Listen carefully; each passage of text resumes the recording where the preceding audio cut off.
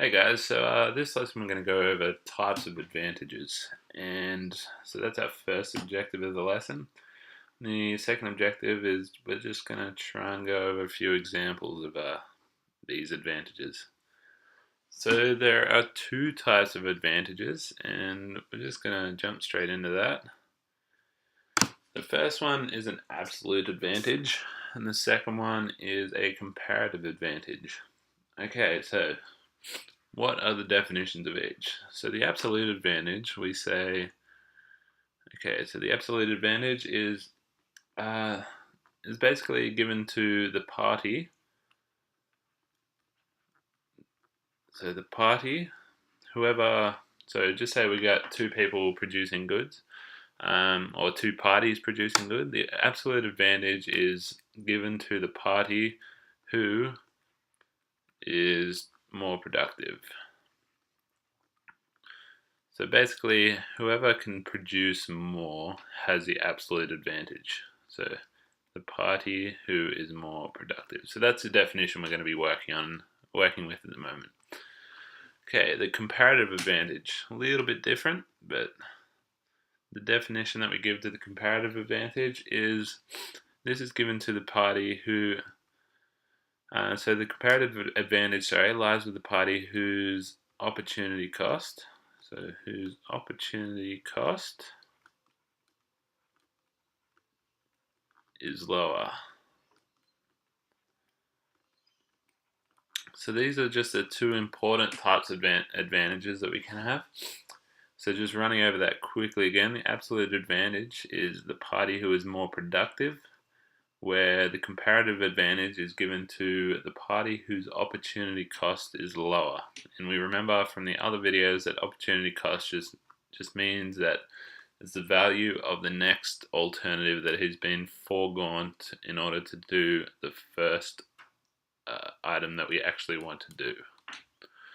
Okay, so let's move on to an example.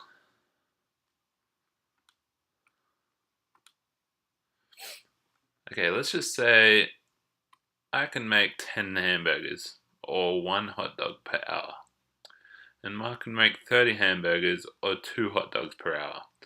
Who has the advantage? As we know, we just saw there's two types of advantage, so let's start with the absolute advantage. Okay, so absolute advantage. Who has the absolute advantage?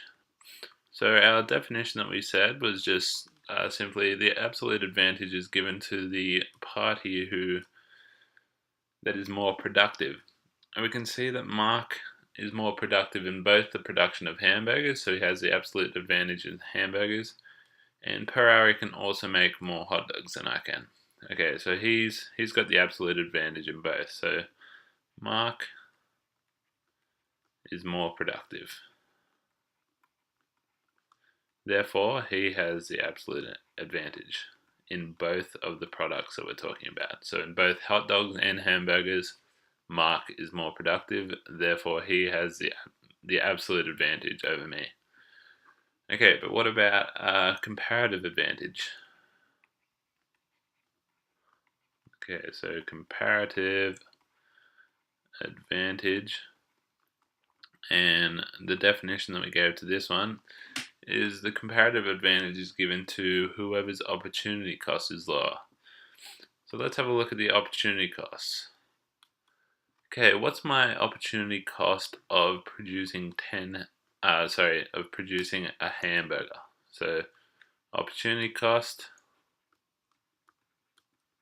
for me for one hamburger. Okay, that equals, so I've foregone, so to make that one hamburger, I've foregone 1 divided by 10 hot dogs. So the opportunity cost of one hamburger is 1 divided by 10, so it's 1/10 of a hot dog. Okay, but what's Mark's opportunity cost for one hamburger? So his opportunity cost for Mark for one hamburger equals 2 divided by 30 hot dogs. So that equals 1 over 15 hot dogs. Okay, so these are the two opportunity costs that we have. So in this instance, Mark's opportunity cost is actually lower for the for making one hamburger. So 1 divided by 15 is lower. So he has the comparative advantage in producing hamburgers. But what about for hot dogs? So just running over it quickly. So for hot dogs, so if I wanted to produce one hot dog, my opportunity cost is 10 hamburgers. If Mark wanted to produce one hot dog, his opportunity cost is 15 hamburgers. Okay, so just back to this, just quickly, we'll just do this one. So he has the comparative advantage here. So that's comparative advantage, but that's only for hamburgers. But for hot dogs, we just worked that out. So for hot dogs, I had 10 hamburgers as my opportunity cost, whereas Mark's was 15 hamburgers. So my opportunity cost for hot dogs is lower. So I have comparative advantage for the hot dogs.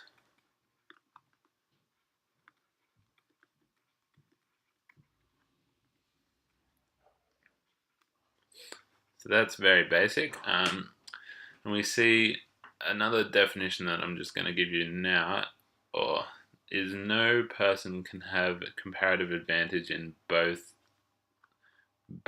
products that we make. So as we saw, Mark had the absolute advantage in both. He also had a comparative advantage in making one hamburger, but I had the other comparative of making one hot dog. So comparative advantages, no party can have a comparative advantage in both of the products.